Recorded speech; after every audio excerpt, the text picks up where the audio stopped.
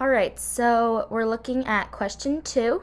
So, Tallulah, the columnist attributes the decline of interest in novels to consumerism, technology, and the laziness of people who prefer watching television to reading a novel. So, this columnist attributes the decline of interest in novels to these three things: consumerism, technology, and laziness of people who prefer watching television to reading a novel. Okay. However, in reaching this conclusion, the columnist has overlooked important evidence. Okay. It is surely relevant that contemporary fiction is frequently of poor quality. Indeed, much of it is meaningless and depressing, whereas many good newspapers, magazines, professional journals, and books of other types are currently available. So at this point, you could pause the video and see if you can identify where in the stimulus is the main conclusion. So you can do that right now. But the main conclusion would be right here.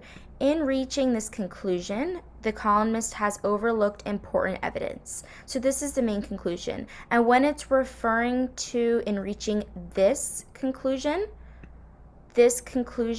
refers to this first sentence, that the columnist attributes the decline of interest in novels to consumerism, technology, and laziness of people who prefer watching television to reading a novel. That conclusion has overlooked important evidence.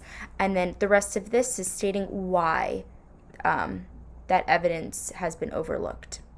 So we're looking for an answer choice that most closely reflects what I've underlined in that second sentence. Let's go through the answer options. So answer A, contemporary fiction is unpopular because it is meaningless, depressing, and of poor overall quality. Is that what our main conclusion is? Is that most reflective of what our main conclusion is? I would say no. B, the columnist claim that novels are being displaced by consumerism, technology, and television is false. Are we saying that it's false, or are we saying that it's overlooked important evidence? It's not saying that it's false. C, the view expressed by the columnist was formed without considering all of the pertinent evidence. I'm liking this one so far, so I'm going to keep it.